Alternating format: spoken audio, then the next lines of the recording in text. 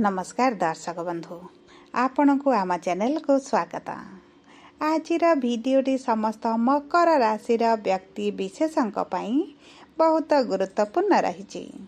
से आपणकर जदि मकर राशि होता है तेबे यह भिडटी को निश्चित भाव थे मात्र शेष पर्यंत देखंतु एवं निजर व्यस्त समय मध्यरु मात्र 10 मिनिट समय आपण निज पाई दियंतु एवं जानतु आगकू हेबाकू थिबा विराट परिवर्तन आपणक जीवन में किभଳି प्रभाव पकाउछि। देखंतु दर्शक बंधु दीर्घ दिन पर एही जून मासरे बुध एवं मंगल करुछंती परिवर्तन निजर गति रे राशि रे एवं चलन रे, जहा एक बड़ परिवर्तन रहिबाकू जाउछि एवं यही परिवर्तन बहुत प्रभावशाली मध्य हेबाकू जाउछि। तेबे आपणकर केउ क्षेत्रटी को अधिक प्रभावित करिवे एही वीडियो रे आलोचना करिबा। आपणकर स्वास्थ्य ना शिक्षा ना प्रेम संपर्क ना वैवाहिक जीवन ना पारिवारिक संपर्क ना आपणक क्यारियर रे ना व्यापार वाणिज्य रे एही वीडियो रे आमे आलोचना करिबा। सेतिपई आम सह वीडियो रे शेष पर्यंत जोड़ी होई रुहंतु। एबे चलंतु कार्यक्रमटी को आगको बढ़ाइबा। किंतु ता पूर्वरु जदि आपणकर मकर राशि होइथाए एवं आपण भी ईश्वर को आंतरिक भक्ति एवं विश्वास करंती तेबे वीडियोटी को लाइक करंतु। कमेंट बॉक्स रे जय जगन्नाथ जय मां लक्ष्मी अवश्य लिखि दियंतु। ता सहित आपणक मन रे जहाँ भी प्रश्न रही जहाँ भी द्वंद्व रही आपण कमेंट बॉक्स रे लिखि जणांतु। आमे आपणक प्रश्नर उत्तर देबा पई यथा संभव प्रयास करिबु। देखंतु विलंब हेले मध्य आपणक प्रश्नर आमे निश्चित उत्तर देबु। ता सहित दर्शक बंधु जानी रखंतु जे आम सह जोगाजोग करिबा पई वीडियोर मध्य भागरे एक व्हाट्सएप नंबर टी दिया जाइछि। जो नंबर साहाय्य रे आपण आम सह जोगाजोग करी निजर नूतन कुंडली प्रस्तुत करि परिबे किंबा कुंडली को विश्लेषण कराई परिबे किंबा आपणकर शिक्षा स्वास्थ्य प्रेम संपर्क चाकरी विवाह को नहीं जदि किछि समस्या रही तार समाधान करि परिबे एवं विवाह पई आपण कुंडली मेलक मध्य करि परिबे। से तेबे आसंतु एबे कार्यक्रमटी को आगको बढ़ाइबा। किंतु प्रथमे जानिबा आपणकर जून मासरे नवग्रहंकर स्थितिटी किभଳି रहुछि।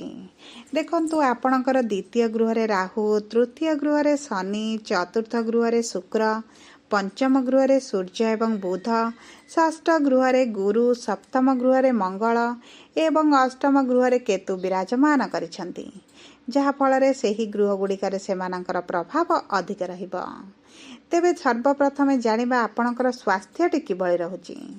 देखंतु आपणकर स्वास्थ्य आपणकर राशिर प्रथम गृह जना पड़े एवं आपणकर रोग ऋण रिपुर गृह रे देवगुरु बृहस्पति विराजमान करिसंती एवं बुधंकर मध्य आपणकर एही षष्ठ गृह को प्रवेश हेबो, जहा फल रे आपणक स्वास्थ्य रे बड़ समस्या आपण देखिबेनी। किंतु गुरु जेहेतु आपणक षष्ठ गृह रे अछंती आपणक लिवर रे किछिटा समस्या देखा देई पारे।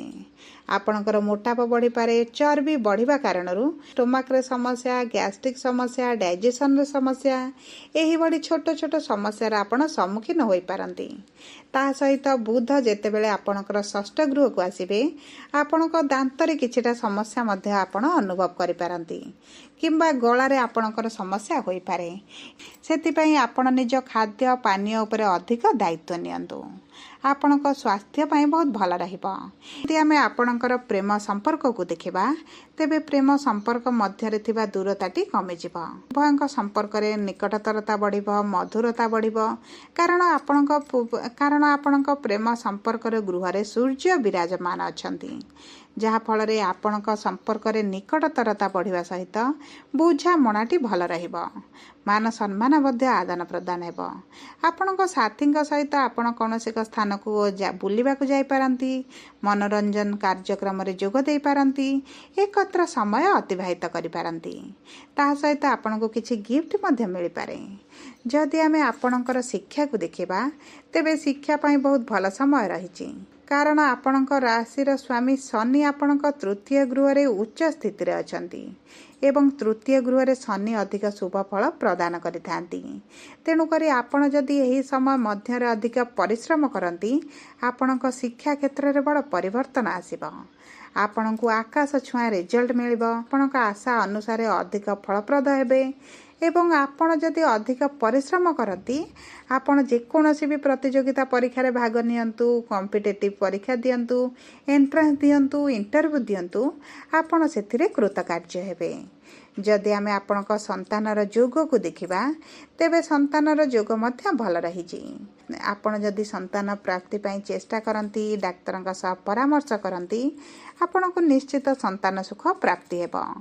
जदि आमे आपणकर वैवाहिक संपर्क को देखिबा, विवाहर जोग को देखिबा तेबे आपणकर सप्तम गृह रे मंगलंकर विराजमान आपणक गृह रे मांगलिक कार्यक्रम अनुष्ठित कराइबो। जो मकर रातिर व्यक्ति माने अविवाहित अछंती, विवाह रे समस्या आसुची, विवाह ठीक होई भांगी जाउची किंबा विवाह बहुत दिन हलानी चेष्टा करे मध्य कोनोसी भी फलप्रद हेउनांती तेबे आपणकर एही समय मध्य विवाह हेबार बहुत अधिक संभावना अछि। ता सहित जदि आमे दाम्पत्य जीवन को देखिबा तेबे आपणक दाम्पत्य जीवन रे मध्य भल समय रहिछि। आपणक दाम्पत्य जीवन रे सुख फेरिब, आपणक साथी सहित आपण समय अतिबाहित करिवे। देखंतु एही जून मासरे आपणक दाम्पत्य जीवन रे कोनोसी भी विशेष समस्या आपण देखिबे नाही। मंगल जेतेबेले आपणकर अष्टम गृह को गोचर करिवे आपणक मन मालिन मतभेद मतांतर जहाँ भी थिला संपर्क रे ताहा दूर होई जिवो।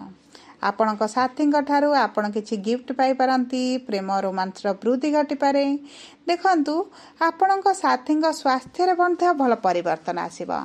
पूर्वरु जहाँ भी समस्या थिला ताहा दूर होई जिवो।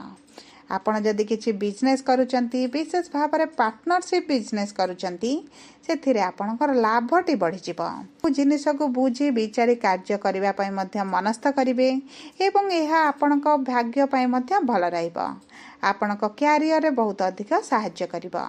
जदि आमे आपणकर कर्म क्षेत्र को देखिबा तेबे आपणक कर्मर गृहर स्वामी शुक्र आपणक चतुर्थ गृह वा केन्द्र रे विराजमान करिसंती एवं आपणकर दशम गृह को दृष्टि देउछंती, जहा फल रे आपणक कर्म क्षेत्र रे परिश्रमटी कम होई जिवो।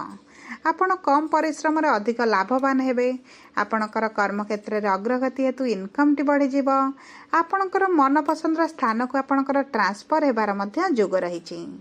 जहाँ भी कर्म क्षेत्र रे असुविधा थिला ताहा ह्रास पाइबो। विशेष भाव में आपण जदि रोजगार संधान रे अछंती आपण को निश्चित भाव में रोजगार मिल जिवो।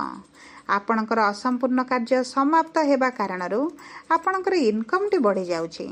आपणकर दरमा वृद्धि होई पारे एवं देखंतु आपणक उच्च अधिकारी पई आपण मध्य अधिक प्रशंसित होई पारंती।